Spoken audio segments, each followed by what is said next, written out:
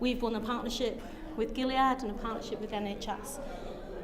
It's for treatment of hepatitis C, and it's to get our service users, a really hard to reach population, into treatment. We're absolutely thrilled about that. The other half of us is from Gilead, which is a pharmaceutical company, and very much we're excited about this award because it has truly been a partnership where we've tried to overcome these challenges together.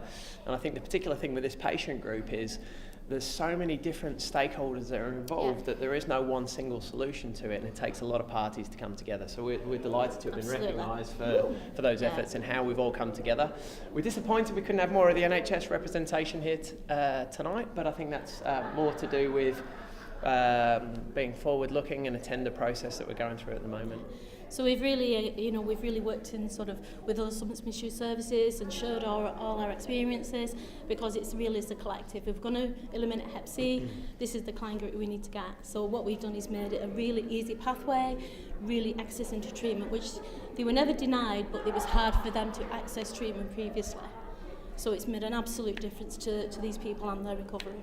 I think for us it was really working with our stakeholders, really bringing them into our services. We've massively increased our on-site clinics, so instead of us for people having to travel to NHS services, and it's really hard to get people to travel, there's lots of dropouts. We've now got the services on board with us, and they're in our projects, so people don't have to travel. They can come in for other services and then get the hepatitis treatment as well, which is just amazing. Yeah, and I think from our perspective, I think the big challenge we've seen is we've seen some great examples of innovation within the NHS, but we don't see a broadening of that innovation to become the standard of care. And I think what we've been really excited about is how you can take some good ideas in principle and flow those down kind of nationally through partnerships like we've done.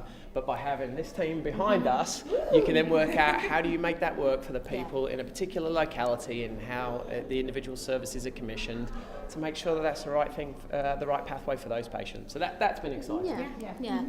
I suppose for us as well, it's people that are homeless, people that are, that are unemployed, people that are in poverty. And the thing is, we can get healthcare to those people now. We can really bring them in, and it helps in also many ways. It helps with the substance misuse, it helps with the housing. It really does bring them into a system that can really support them.